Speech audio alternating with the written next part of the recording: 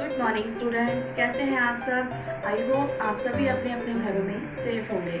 Students, आज हम पढ़ने वाले हैं कक्षा 9 का संचयन पुस्तिका का पाठ 2, जिसका नाम है स्मृति और जिसके लेखक हैं श्री राम शर्मा। स्मृति स्मृति आपको नाम से ही पता चल रहा है कि स्मृति किसके बारे में बात हो रही है। इस कहानी में लेखक ने अपनी स्मृतियों को ताज़ा किया है, अपनी यादों को। स्मृति बोलते हैं याद को।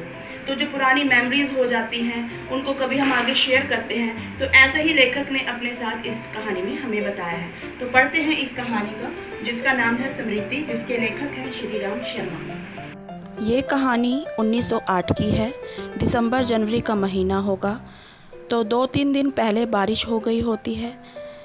उस बारिश के कारण क्या होता है कि वहाँ पर जो है ठंड बहुत बढ़ जाती है, ठंड हो जाती है बहुत। तो 2 लड़के 2 भाई झाड़ियों में जाकर बेर का फल खा रहे होते हैं। तो तभी एक आदमी उनको आवाज़ देता है और आवाज़ देकर कहता है कि तुम्हारा भाई तुम्हें बुला रहा है, जल्दी जाओ। अब ये दोनों भाई डर जाते हैं, सोचने लग जाते हैं कि हमारा भाई हमें क्यों बुला रहा है। कहीं बेर के मालिक ने हमारी कंप्लेंट तो नहीं कर दी, जिसकी वजह से वो हमें मारेगा।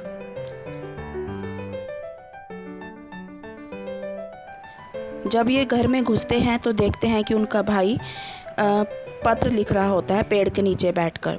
अब जैसे ही वे देखते हैं उनका डर गायब हो जाता है कि भाई उनके पास अपने पास बुलाता है और कहता है, ये लो, ये 3 पत्र हैं और इन्हें जाकर पोस्ट ऑफिस में आप जमा कर दो, ताकि ये तीनों शाम की पोस्ट से चले जाएं। तो वो पत्र लेने के लिए तैयार हो जाते हैं और नीचे धोती, कुर्ता, सिर पे टोपी और हाथ में लाठी ले लेते हैं। अब चूंकि उनके कुर्ते में जेब नहीं होती तो वो तीनों पत्र अपनी टोपी में रख लेते हैं। लाठी इसलिए ले लेते हैं अपने साथ कि रास्ते में सांपों का आतंक होता है।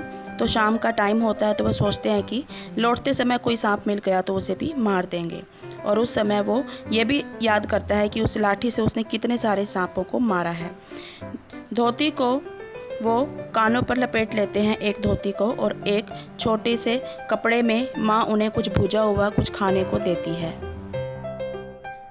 अब दोनों इस यात्रा में निकलते हैं और वो उछलते कूदते अपनी इस यात्रा को प्रारंभ करते हैं और कुएं के पास पहुंच जाते हैं। जैसे ही वे कुएं के पास पहुंचते हैं तो उन्हें याद आता है कि हमें एक शरारत करनी है। और ये ऐसा क्यों होता है, क्योंकि वो इसी रास्ते से अपने स्कूल को भी जाते थे डेली। और उसी रास्ते पर ये जब कुआं पड़ता था तो सारे बच्चे उस कुएं में पत्थर या ढेले फेंकते थे। कुएं में एक सांप गिर गया होता है और जब भी ये बच्चे पत्थर मारते थे तो सांप जो है वो फुंकार कर गुस्से में फुंकारता था। तो जैसे ही ये कुएं के पास पहुंचे तो इन्हें लगता है कि आज भी ये शरारत क्यों ना की जाए। अब ये क्या करते हैं, लेखक जो है कि वह एक ढेला उठाता है और अपनी गर्दन कुएं में लटकाकर और पत्थर मारने ही लगता है।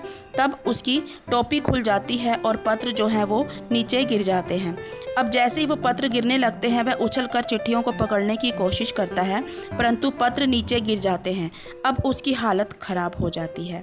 वह बहुत डर जाता है कि अगर भाई को पता लग गया तो वह उनकी पिटाई करेगा, और अगर वह नहीं बताएगा तो वह क्या करेगा। अब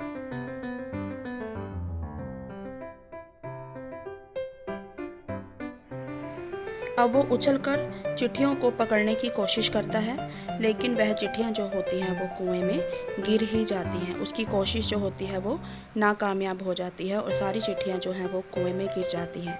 अब वह सोचता है कि अब वह क्या करे। अब क्योंकि कुएं में तो सांप होता है, सांप के डर, और सांप जो होता है वो बहुत जहरीला होता है, तो वह सोच में पड़ जाता है। अब वो कुएं में उतरने की कोशिश करता है तो वो देखता है कि कुएं में एक जहरीला सांप होता है जो उसे डस भी सकता है।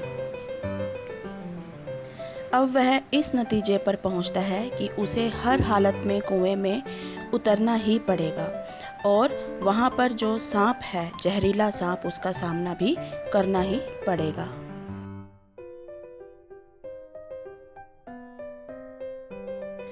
अब वह सोचता है कि वह कुएं के अंदर कैसे जाए।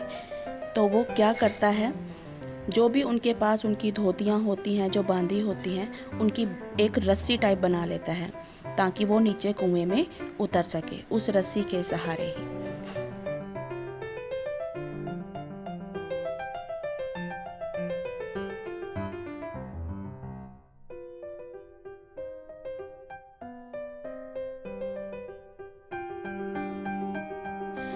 अब इस रस्सी के सहारे जो है वो लेखक जो है वो कुएं में उतर जाता है, लेकिन कुएं में उतरते ही उसे किसका सामना करना पड़ता है? एक जहरीले सांप का। तो वो जैसे ही कुएं में नीचे उतरता है तो वो जो सांप होता है वो उसका इंतज़ार कर रहा होता है। तो जैसे ही सांप कुएं में वो नीचे उतरता है, सांप का सामना होता है, तो सांप जो होता है वो जहरीला होता है, वो लेखक की तरफ ही बढ़ने लग जाता है और जो उसकी वजह से जो लेखक है वो बहुत ज़्यादा डर जाता है। तो वो क्या करता है, लेखक अपनी लाठी जो है वो सांप के आगे करता है, तो सांप जो है वो जल्दी से अपना जो जहर होता है वो उसकी लाठी पर ही फेंक देता है। अब लेखक जो है चालाकी से वहाँ से अपनी सारी चिट्ठियाँ उठा लेता है।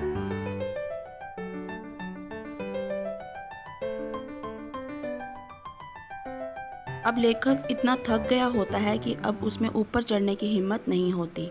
फिर भी वह किसी तरह हिम्मत करके पूरा दम लगाकर धोती पकड़कर ऊपर आ जाता है और जाकर पोस्ट ऑफिस में पत्रों को डाल देता है।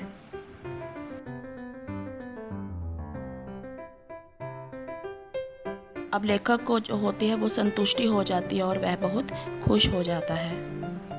कुछ सालों बाद ये लेखक जो होता है माँ को अपनी सारी बातें बताता है। जब वो 10वीं की परीक्षा पास कर चुका होता है तब उसकी माँ जो है उसको अपने प्यार से अपनी गोदी में ले लेती है, अपने गले लगा लेती है। तो ये थी कहानी स्मृति।